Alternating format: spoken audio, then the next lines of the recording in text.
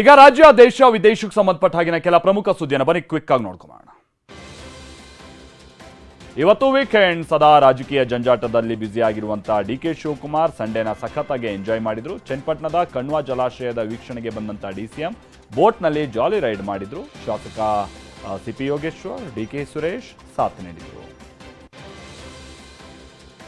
20 ವರ್ಷದ ಹಿಂದೆ ನಕ್ಸಲ್ ಚಟುವಟಿಕೆಯಲ್ಲಿ ತೊಡಗಿದ್ದಂಥ ಕುಂದಾಪುರ ತಾಲೂಕಿನ ಲಕ್ಷ್ಮೀ ತೊಂಬಟ್ಟು ಕೊನೆಗೂ ಸಮಾಜದ ಮುಖ್ಯವಾಹಿನಿಗೆ ಬಂದಿದ್ದಾರೆ. ಇವತ್ತು ಉಡುಪಿ ಜಿಲ್ಲಾಡಳಿತದ ಮುಂದೆ ಲಕ್ಷ್ಮೀ ಶರಣಾಗಿದ್ದಾರೆ.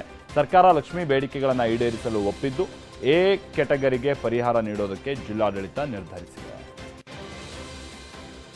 ಉತ್ತರ ಪ್ರದೇಶದ ಅಯೋಧ್ಯೆಯಲ್ಲಿ ಸಮಾಜವೇ ತಲೆ ತಗ್ಗಿಸುವಂತಹ ಘಟನೆಯೊಂದು ನಡೆದಿದೆ. ಫೈಜಾಬಾದ್ ಗ್ರಾಮದ ದಲಿತ ಯುವತಿಯೋರ್ವರನ್ನ ಅತ್ಯಾಚಾರ ಮಾಡಿ ಬರ್ಬರವಾಗಿ ಕೊಲೆ ಮಾಡಲಾಗಿದೆ. ರಾಕ್ಷಸರು ಯುವತಿಯ ಕಣ್ಣುಗಳನ್ನು ಕಿತ್ತಾಕಿದ್ದಾರೆ.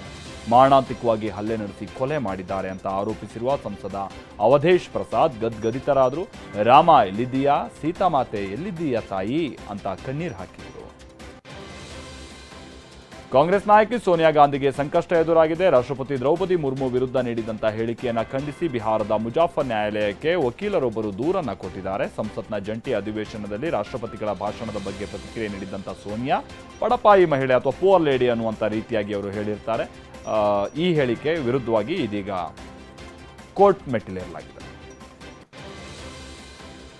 ವಕ್ಫ್ ತಿದ್ದುಪಡಿ ಮಸೂದೆ ಸಂಬಂಧ ನಾಳೆ ಲೋಕಸಭೆಯಲ್ಲಿ ಸಂಸತ್ತಿನ ಜಂಟಿ ಸಮಿತಿಯ ವರದಿ ಸಲ್ಲಿಕೆ ಆಗುತ್ತೆ. ಸಮಿತಿಯ ಅಧ್ಯಕ್ಷ ಜಗದಂಬಿಕಾ ಪಾಲ್ ಹಾಗೆ ಸಂಜಯ್ ಜೈಸ್ವಾಲ್ ಲೋಕಸಭೆಯಲ್ಲಿ ವರದಿಯನ್ನು ಮಂಡಿಸಲಿದ್ದಾರೆ. ಜಂಟಿ ಸಮಿತಿ ಕಳೆದ ಗುರುವಾರ ಸ್ಪೀಕರ್ ಓಂ ಬಿರ್ಲಾ ಅವರಿಗೆ ವರದಿಯನ್ನು ಸಲ್ಲಿಸಿತ್ತು. ವರದಿಯನ್ನು ಆಡಳಿತ ಪಕ್ಷದ ಸದಸ್ಯರು ಅಂಗೀಕರಿಸಿದರೆ ವಿಪಕ್ಷದ ಸದಸ್ಯರು ಟೀಕಿಸಿದರು.